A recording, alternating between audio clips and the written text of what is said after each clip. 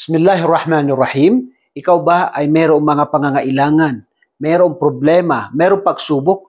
Pakinggan mo ang sinabi ni Allah subhanahu wa ta'ala sa banal na Quran. Ba'da a'udhu billahi minasyaitanir rajim. Wa qala rabbukum ud'uni astajib lakum. Sinabi ni Allah na sinabi ng inyong Panginoon na kayo ay manalangin sa Kanya at tunay na ito ay aking tatanggapin. Ito ay sinabi ni Allah subhanahu wa ta'ala.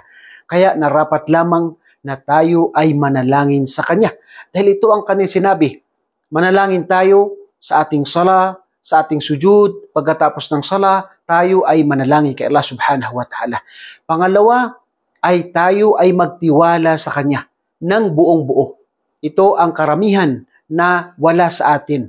Tayo ay nananalangin pero hindi tayo nagtitiwala ng buo-buo kay Allah subhanahu wa ta'ala.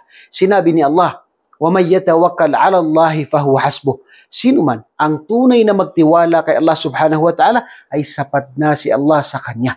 Kaya tayo ay manalangin at magtiwala ng buong buo kay Allah subhanahu wa ta'ala. At bilang panghuli ay iwasan natin ang hanap buhay na haram.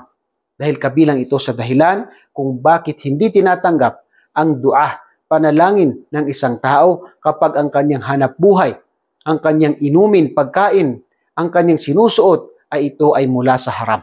Kaya narapat po na umiwas tayo sa anumang mga hanap buhay na ito ay mula sa haram.